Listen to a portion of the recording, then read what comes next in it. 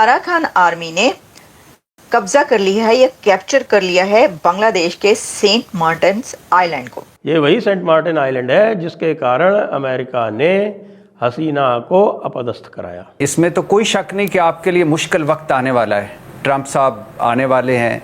Trump साहब के जितने भी ट्रंप इंतज़ामिया में उन्होंने लोग नामजद किए हैं उनमें ज़्यादातर इसराइल नवाज हैं और भारत नवाज हैं। मैं कहीं भी और ना देखूं कि भाई कहाँ पर क्या हो रहा है तो मैं पहले ये बता चुकी हूँ कि बांग्लादेश की सिचुएशन मुझे ऐसा लगता है कि ये टुकड़े टुकड़े ना हो जाए। पाकिस्तान की आर्मी जो है अब बांग्लादेश जाएगी for the first time since 1971। वहाँ पर अब Bangladesh army, Bangladesh border guards और बांग्लादेश की पुलिस अब वहाँ पर कोई भी नहीं है। ऑब्वियसली जब इंडिया ने ही बांग्लादेश बनवाया था तो बांग्लादेश इंडिया ही हुआ ना, ये कोई इसमें कोई दो राय तो नहीं है। अब बेशक वो बांग्लादेश इस वक्त ना माने, नहीं मान रहा, लेकिन बेशक बांग्लादेश ने पैसे ही दिए दे के इंडिया से चीजें जो है वो खरीदी हो, लेकिन उन्होंने कहा ताड़ी ऐसी तैसी, आपकी जरूरत कैसी हो कि आप हमसे मांगते हैं, हम आपको देंगे, ये लो भीख कटोरा। ये हम एटमी कुव्वत ना बने तब भी हम निशाने पर थे। हम हमारे पास एटमी सलाहियत ना रहे, हम अब भी निशाने पर हैं। हमारे मिसाइल प्रोग्राम पर पाबंदियां हैं, वो भी है। हमारी फौज भी खटकती है लोगों को, वो भी है। अगर आप समझते थे कि पाकिस्तान इतना सारा चीज किया है इन लोगों के लिए, 3 मिलियन रेफ्यूजीज, नौकरी, पैसे, रिहायश, हर चीज दिया है कितने सालों से। इंडिया के अंदर ये इस वक्त सोच इनकलकेट कर दी गई है इंडियन अवाम के अंदर कि at every cost we have to rise. नमस्कार दोस्तों, एज ऑफ रिपोर्ट्स अब ये खबर आ रही है कि अराकान आर्मी ने सेंट मार्टिन आइलैंड को पूरी तरह से कैप्चर कर लिया है, जो कि बांग्लादेश का पार्ट था। ये वही आइलैंड है जिसके पीछे अमेरिका पड़ा हुआ है और इसी आइलैंड के लिए अमेरिका ने पूरे बांग्लादेश को तबाह कर दिया, जिस वजह से आज भारत के इंटरेस्ट भी खतरे में हैं। लेकिन एक बात तो तय है कि जिस देश ने भारत से पंगा लिया है वो खुद ब खुद तबाह हो चुका है। पहले मालदीव ने कोशिश की, लेकिन थक हार कर आज भारत के दिए हुए पैसों में ही अपना गुजारा कर रहा है।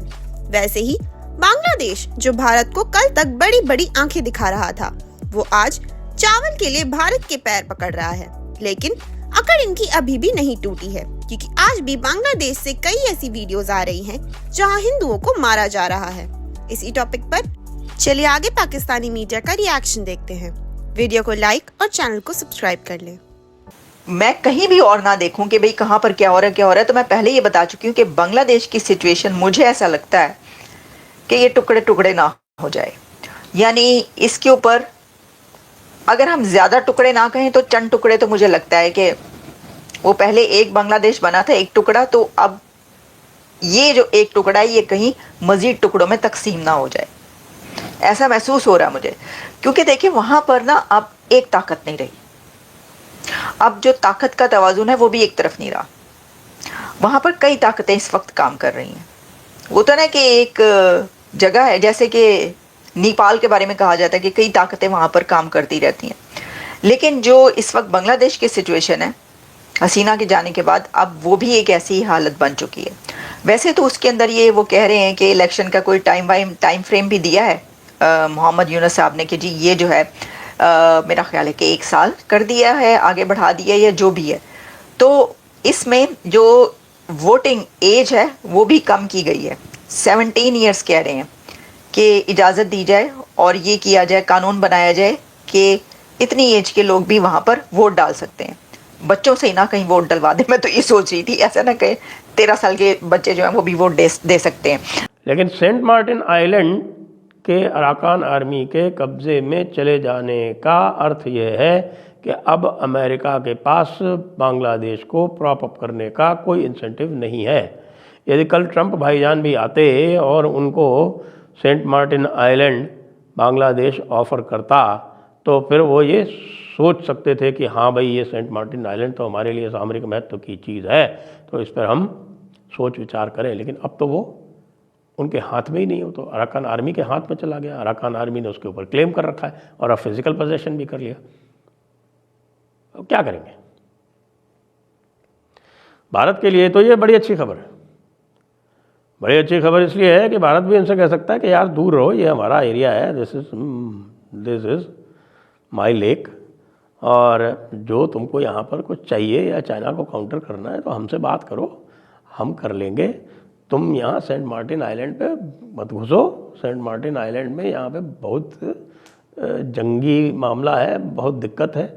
वैसे भी जो एरिया है उसका वो कुल मिलाकर 3 स्क्वायर किलोमीटर है। 3 स्क्वायर किलोमीटर है वो उसका एरिया। एक स्ट्रिप है 9 किलोमीटर लंबी और मुश्किल से 300-400 मीटर उसकी चौड़ाई है। अब इस पर वो क्या कर पाएंगे बताइए वहाँ पर। अच्छा, वो 300 मीटर भी जो है वो ऐसी नहीं है कि आप वहाँ पे कोई एयर स्ट्रिप भी बना पाए ढंग की। ज़्यादा से ज़्यादा एक हेली स्ट्रिप आप बना सकते हैं। लेकिन अब हो या ना हो, वहाँ से बांग्लादेश आर्मी तो बताते हैं पूरी तरह से भाग गई, और जो बांग्लादेशी हैं उनको भी उन्होंने वहाँ से रवाना कर दिया। वैसे भी पॉपुलेशन कोई वहाँ है नहीं, कुछ सैकड़ों में लोग रहते हैं, सबको वहाँ से रवाना कर दिया गया है और पूरी तरह से वो अराकान आर्मी के कब्ज़े में आ गया है। तो हम तो यही संदेश दे सकते हैं बांग्लादेश वालों को और अमेरिका वालों को कि भाई क्यों किया आपने इतनी हुज्जत, क्यों किया आपने इतना तशद्दुद। जब पिटाई ही होनी थी और जिस चीज़ के लिए गए थे वो आपके हाथ में नहीं रहनी थी, तो क्यों आपने अच्छे भले एक बांग्लादेश को बर्बाद किया। इंडिया के अंदर ये इस वक्त सोच इनकलकेट कर दी गई है इंडियन अवाम के अंदर कि at every cost we have to rise and we have to make a difference and future हमारा है। ठीक है जी। अब इंडिया की जो साउथ एशिया की डिस्कशन है ना, वो कहा जाता है कि ये ज़्यादातर जज्बाती है। मतलब ये कि हर चीज़ को इंडियंस आजकल जज्बाती लेंस से देखते हैं। बांग्लादेश को जज्बाती लेंस से देखो, पाकिस्तान को जज्बाती लेंस से देखो, और बाकी हर चीज़ को जज्बाती लेंस। मालदीव्स ने ऐसे कर दिया, ऐसी की तैसी। श्रीलंका, हम इसको खिलाते हैं, हम वैक्सीन देते हैं, हम ये जज्बात, हर चीज़ के अंदर जज्बात। दूसरा, इंडिया की जो पोजीशन है वो आजकल ये है कि दैट इज़ सेल्फ रेफरेंशियल। मतलब हर चीज़ को वो समझते हैं कि it starts from India, it ends with India, we are the one who has written the history. For example, जब प्राइम मिनिस्टर मोदी कहते हैं कि जी हमारे ताल्लुकात हिस्टोरिकल हैं, कल्चरल हैं, सिविलाइजेशनल हैं, तो वो कहते हैं कि हम इंडियन सिविलाइजेशन, हम हैं सारा कुछ। सो ये बहुत सारी सेंटिमेंटल एंड सेल्फ रेफरेंशियल, यानी कि एक तो हर चीज़ को ज़रा थोड़ा जज्बात से देखना, इमोशन डाल देना, कहना कि नरेंद्र मोदी ही सारा कुछ है, इंडिया ही सारा कुछ है। सो इसमें जारी बात है जो दूसरे ममालिक होते हैं थोड़े से वो घबरा जाते हैं कि क्या हमारे साथ करना चाह रहे हैं, जैसे जिसको हम कोर्जन कहते हैं। ठीक है जी।